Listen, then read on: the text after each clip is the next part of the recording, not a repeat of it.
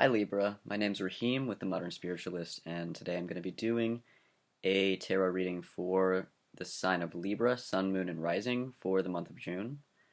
Um, I went ahead and already pulled the cards if you've been with me the last couple of months. I've pulled the cards on screen, but today I wanted to do something a little bit differently, so I pulled the cards and I meditated on them beforehand to get more information. So I'm going to show you guys the layout and then we'll get started. This time I just did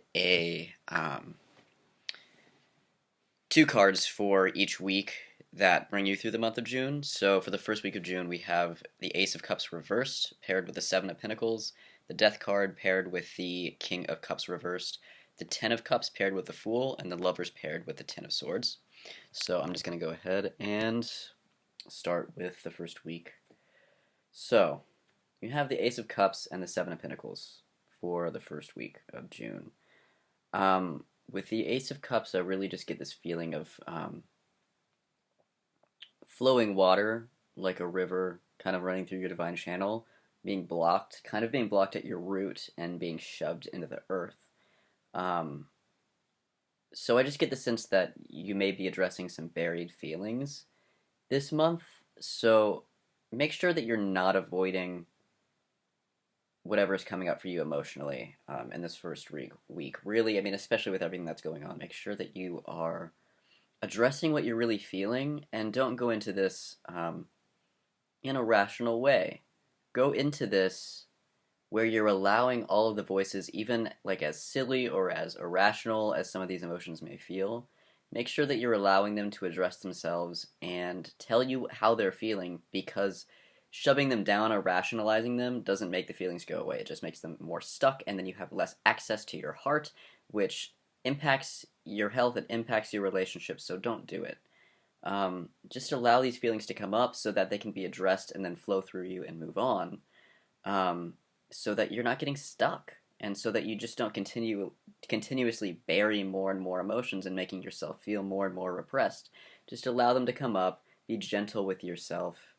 The Seven of Pentacles paired with this Ace of Wands reverse really just makes me feel like that things have built up over time. Seven of Cups can kind of come with a sense of like things being overgrown, like when like a bush in the backyard just doesn't get trimmed or well managed, or it's kind of like vines growing out of a house where things get really unwieldy. So make sure that you're trimming what needs to be trimmed and cutting off feelings that are old. I just get a sense that there's a lot of old patterns maybe coming up for you to address. And once you address them, which takes us into the second week of June, once you address them, you end a cycle.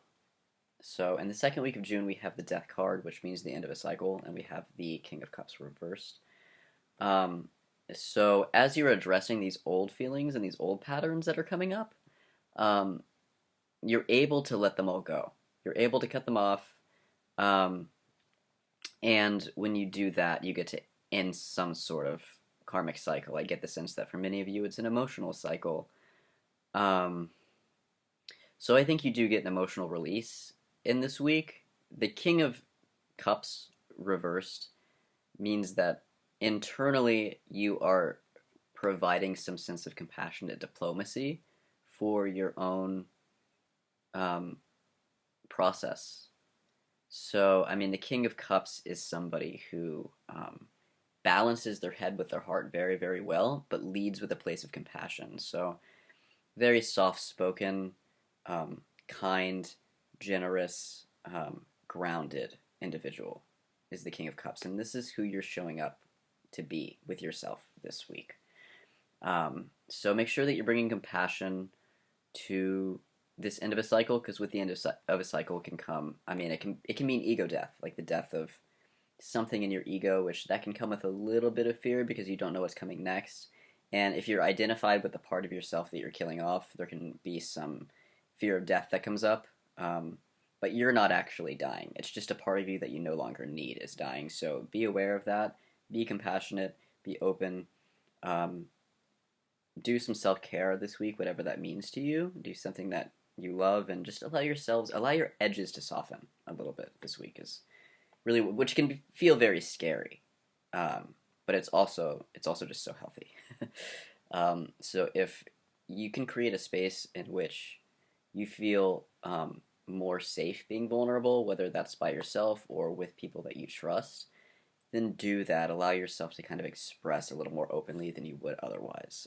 Try to cater that kind of situation for yourself where you can do it in a good way. You might still be a little uncomfortable, but if you can just create just enough discomfort where it's still tolerable so that you can really shift some of this old baggage, then you're going to feel a lot better. And coming into the third week, it looks like you have done that because you've got the Ten of Cups paired with the Fool. The Ten of Cups is emotional satisfaction.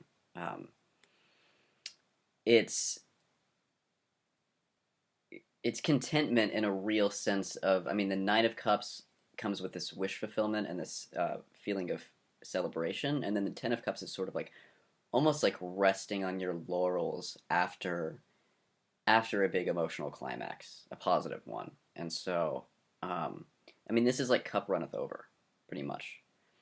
So it looks like you get to relax, you get to bask in your own satisfaction, which brings in the closing of that cycle and the start of a new cycle. We're just going to feel so much better. I just feel like you're coming into a feeling of greater emotional empowerment because you've let so much go. And then you're able to show up a little differently with yourself, with the people that you love.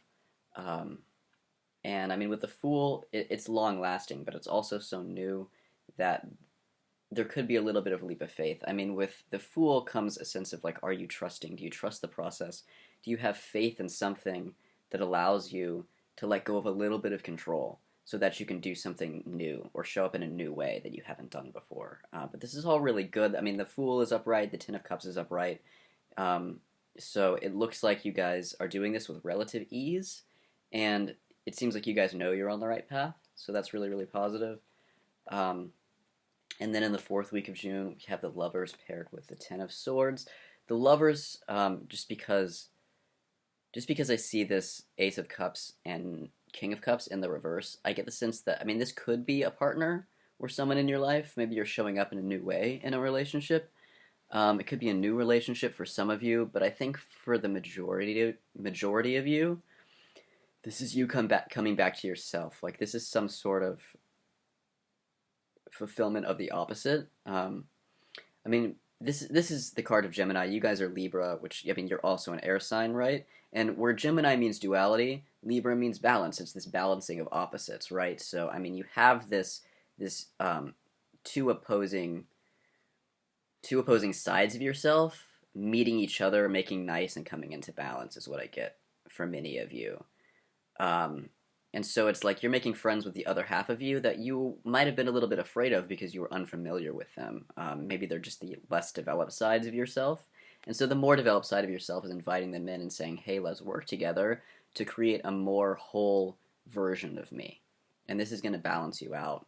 So for some of you, it may be like irrational side, inviting your emotional side in a little bit, which is an alchemical process. I mean, the perfect balance of emotions and rationality is genius. Creative genius. So maybe you guys are meeting your inner genius a little bit. This paired with the Ten of Swords, I think it's just freaking you out a little because it's so new. Because you're letting go so much in the first half of the month, this could be like the last gasp of some of your older conditioning, kind of like acting out or protesting. And so if you have like a bit of a wobble moment in this last week, remember it's just because you're on a new track, and because this is all new for you, it's a little bit scary because you don't know what's coming next. Like this is uncharted territory for you. But that's what growth is. I mean, being in process can be a little bit uncomfortable, especially if we're on the cusp of something really, really great. So just take that wobble moment with awareness, and just allow it to, whatever this old patterning conditioning is, allow it, or if it's just fear, allow it to protest with awareness and compassion so that it can have its say, and then you can just move on with this new emotional wisdom that you're going to be gaining this month. It feels really, really positive. It feels like any wobble moments you do have are going to be held with a lot of awareness, especially once you get through that first half of the month. Um, so please, if you have questions or concerns, leave a comment. Leave a comment to let me know how these energies are playing out for you. I would love to hear that. Make sure to like and subscribe, and I hope to see you guys next month. Bye.